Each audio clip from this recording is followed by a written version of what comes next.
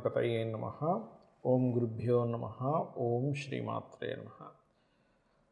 అరుణాం కరుణాతరంగితాక్షీం ధృతపాశాంకుశపుష్పబాణచాపాం అనిమాదిభిరావృతాం మయూకైః అహమిత్యేవ విభావయే భవానీం. శ్రీమాత్రే నమః.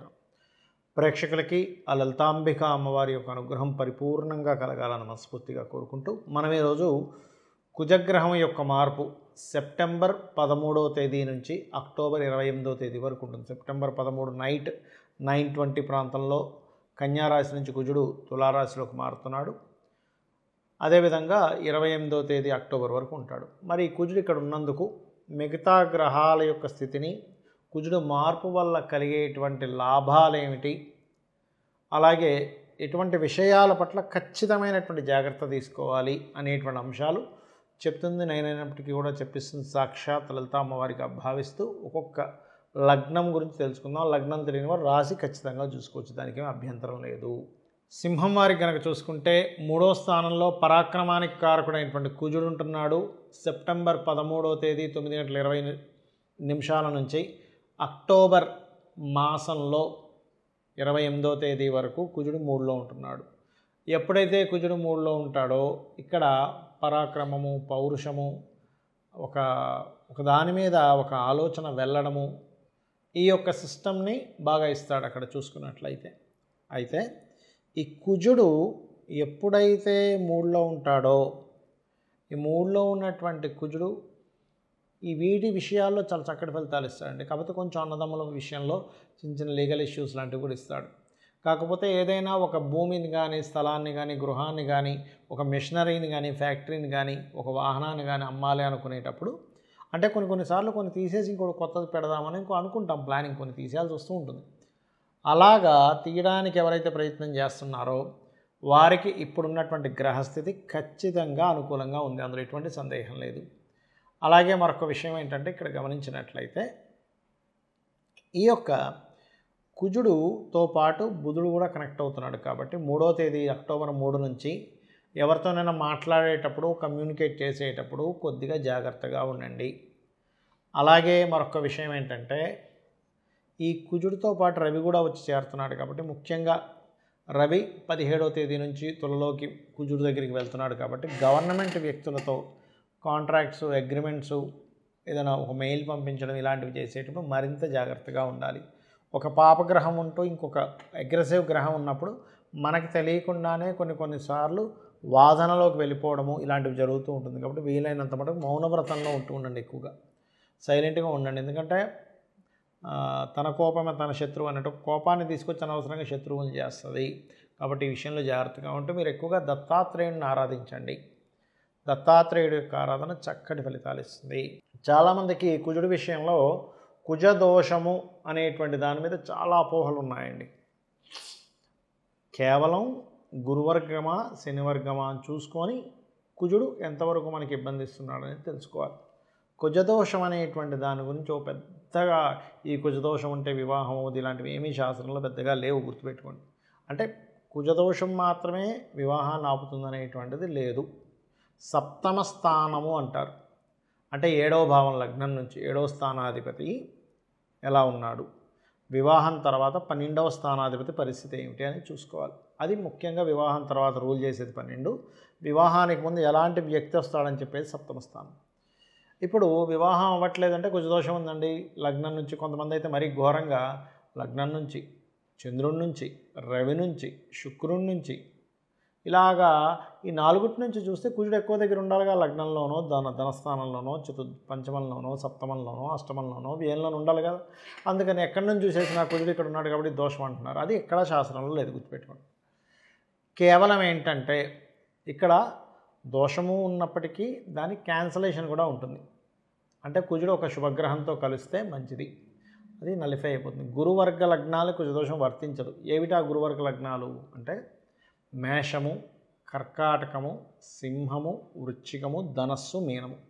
ఈ లగ్నాలకి కుజుడు శుభుడు అవుతాడు. సర్వే త్రికోణనేతారో గ్రహాః శుభఫలప్రదాః అనే ఆ యొక్క శ్లోకాధారంగా త్రికోణాధిపతులు అంటే ఎవరు? లగ్న పంచమ భాగ్యాధిపతులు. కాబట్టి సర్వే త్రికోణనేతారో అంటే త్రికోణాధిపతులు ఎవరైనా సరే ఆ యొక్క లగ్నం నుంచి కానీ భావం నుంచి కానీ శుభ ఫలితాలు ఇస్తారు కాబట్టి వాళ్ళు పాపులు అవ్వరు.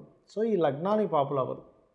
కాబట్టి ఇక్కడ ఈ మనం చెప్పుకున్నటువంటి మేష, కర్కాటక, సింహ, వృశ్చిక, ధనుర్మీన లగ్నాలకి పాపులు అవ్వరు. అలాగే శుభగ్రహాలతో కలిసి ఉన్న కుజుడు ఎక్కువ ఫలితాలు ఇవ్వడు. ఇంకోటి ఏంటంటే కుజుడు అసలు ఎక్కడున్నాడు, ఏం చేస్తున్నాడు అని తెలుసుకోవాలి. ఇప్పుడు కూడా లగ్నంలో ఉన్నాడు అనుకోండి కుజుడు, ఉదాహరణకి పాడైపోయి ఉంటే ఇక్కడ మీరు అర్థం చేసుకోవాల్సింది ఏంటంటే పాడై ఉన్నాడా బాగున్నాడా. ఒక వ్యక్తికి శక్తి ఉంటుంది, బాగా ఎనర్జీ ఉంటుంది. ఆ ఎనర్జీ పాజిటివ్ వ్యక్తి దగ్గర ఉంటే, అంటే ఒక పోలీస్ దగ్గర, ఒక మిలిటరీ పర్సన్ దగ్గర ఉంటే దాన్ని పాజిటివ్గా వాడతాడు. అలా కాకుండా అల్లరి చిల్లరగా ఇష్టం వచ్చినట్టు కోపం వచ్చినప్పుడు ఇంట్లో వాళ్ళని కొట్టేసి అందరినీ కొట్టేసుకుంటూ ఉండే వ్యక్తి దగ్గర ఉన్నదనుకోండి, పిచ్చోడి దగ్గర ఉందనుకోండి బలం, అదేమవుతుంది, మంచిది కాదు. అలాగే ఇక్కడ ఏంటంటే లగ్నంలో కుజుడు పాడైతే అప్పుడు లగ్నాన్ని పాడు చేస్తాడు. అంటే యాక్సిడెంట్స్ అవ్వడము, మనిషి వీక్ అయిపోవడము, బాడీలో ఎప్పుడు ఏదో ఒక పెయిన్స్తో అనుభవించడం జరుగుతుంటుంది. అలా తీసుకోవాలి. రెండులో పాడయ్యాడు, అప్పుడు కుటుంబంతో గొడవలు వస్తూ ఉంటాయి. బాగున్నాడు రెండులో, అయితే ఎప్పుడు కూడా ప్లానెట్ అనేది తన యొక్క స్థితి కాకుండా మిగతా గ్రహాలు ఎక్కడెక్కడ ఉన్నాయో దాని మీద ఒక ప్లానెట్ యాక్ట్ చేస్తుంది. నేను రెండులో ఉంటే కామన్గా అంటే లగ్నానికి శుభుడైతే భూమి మూలంగా ధనయోగం అంటాం. అయితే భూమికి కారకుడు ఎలా ఉన్నాడో కూడా చూడాలి. అక్కడ భూమికి కారకుడు అసలు ధనయోగాన్ని ఇచ్చే దాంట్లో ఉన్నాడా లేదా. సో ఒక ప్లానెట్ ఇంకో ప్లానెట్తో కనెక్టివిటీలో ఉంటుంది ఎప్పుడు కూడా. ఒక ప్లానెట్ మిగతా 8 ప్లానెట్స్ యొక్క సంచారాన్ని బట్టి ఆ ప్లానెట్ ఇస్తుందండి రిజల్ట్ ఎప్పుడు కూడా. 3లో ఉన్నాడు పరాక్రమ యోగం, అంటే మంచి ధైర్యాన్ని ఇస్తాడు. 4లో ఉన్నాడు గృహయోగం, భూయోగం అంటాం. అయితే ఆ లగ్నానికి పాప అయితే మాత్రం ఇవ్వడు, శుభుడైతే ఇస్తాడు అక్కడ. అది పట్టుకోవాలి. ఇప్పుడు 4వ అధిపతి కుజుడే 2లో ఉన్నాడు, ఆ లగ్నానికి శుభుడు అనుకోండి, అప్పుడు ఇస్తాడు యోగాన్ని. అలా కాకుండా మీరు పాపైనా శుభుడైనా ఒకే రిజల్ట్ చెప్పడానికి లేదు. ఇప్పుడు 2 వ్యక్తులు పార్టిసిపేట్ చేశారు, ఇద్దరిలో ఒకరు గెలిస్తే ప్రతిసారి అవతల పర్సన్ గెలిచినప్పుడు మనం గెలిచినట్టు అవ్వదు కదా. మనం గెలిస్తేనే మన టీంలో వాళ్ళు గెలిస్తే మనం గెలిచినట్టు ఎలా అవుతుందో, లగ్నానికి శుభులు అయ్యారా పాపులు అయ్యారా, లగ్నానికి వ్యతిరేక ఫలితాలు ఇచ్చే పర్సన్గా మారాడా కుజుడు అక్కడ, మన ఈ లగ్నానికి శుభత్వం ఇచ్చేటువంటి దానిలో ఉన్నాడా తెలుసుకోగలగాలి. అలాగే పంచమంలో ఉంటే కూడా సంతానం విషయంలో స్ట్రెస్, సంతానంతో గోడలు. ఎప్పుడు పాడైతే బాగుంటే సంతానం వల్లే ఇంకా స్ట్రాంగ్ అవుతారు వీళ్ళు, సంతానం ఉందనే ఒక ధైర్యం ఉంటుంది.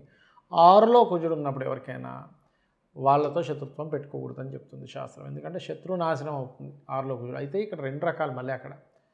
స్ట్రాంగ్గా బాగుంటే అది వేరు, కాంపిటీషన్స్లో అట్లాంటి వాటిల్లో రాణిస్తారు. పాడైతే ప్రతి ఒక్కరితో వీళ్ళు గొడవలు పెట్టుకుంటూ ఉంటారు.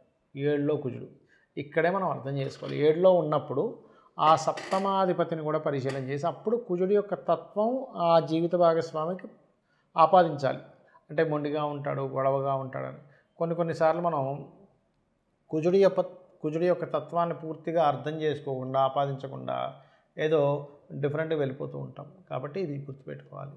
అప్పుడు కుజదోషం అనేది ఆ లగ్నానికి పాప అయితే అప్పుడు కుజుడు దోషం అంటే ఏం లేదు, కుజుడు ఏదో మనల్ని ఇబ్బంది పెట్టడం కాదు, అది దాని యొక్క ఎనర్జీ కోల్పోయిందని అర్థం దోషం అంటే. ఇప్పుడు ఎలా అంటే ఇప్పుడు చూడండి రక్తహీనత అంటాం, అంటే రక్తం ఏదో మన మీద పాకబట్టి ఇబ్బంది పెట్టడం అని కాదు, రక్తం యొక్క ఇది తగ్గిపోయింది బాడీలో, రక్తం ఎక్కిస్తారు, రక్తంలో ఇన్ఫెక్షన్ వచ్చింది అంటే రక్తం దోషమైంది.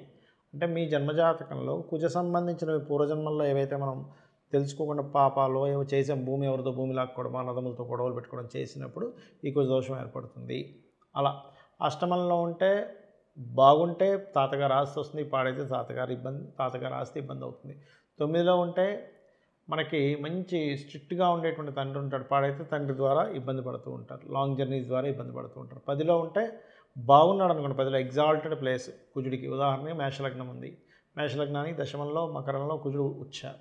అలాంటప్పుడు ఏమవుతుంది, ప్రతి ఆఫీస్లో అతను లీడర్గా ఉంటాడు, పాడైతే అక్కడ నీచం పొందింది. తులాలగ్నానికి దశమంలో కుజుడు నీచంలో ఉన్నాడు, నీచభంగ రాజ్యం కూడా జరగలేదు, ఎప్పుడు ఏ ఆఫీస్కి వెళ్ళినా గొడవలు అవుతూ ఉంటాయి. 11లో ఉంటే వ్యాపారాల్లో భూ సంబంధించిన వ్యాపారాల లాభం, పాడైతే భూ సంబంధించిన వ్యాపారాల ద్వారానే నష్టం. 12లో కనుక ఉన్నట్లయితే విపరీతమైన ఖర్చులు, కానీ బాగుంటే హోమాలకి, యజ్ఞాలకి లాంటి ధార్మికమైన విషయాలు ఖర్చు పెడతాడు. ఈ రకంగా చూసుకోవాలి. అదే కాకుండా మీ జన్మజాతకంలో పర్టికులర్గా అసలు ఏ దశ నడుస్తుంది, కుజుడు పాడయ్యాడంటే కుజుడు పాడైపోయిన దశ నడుస్తుందా లేదా, బాగున్నా అంటే బాగున్న దశ నడుస్తుందా లేదా అనేటువంటిది క్లీన్గా అబ్జర్వ్ చేసుకొని మీరు తెలుసుకోవాలి. శ్రీమాత్రే నమః.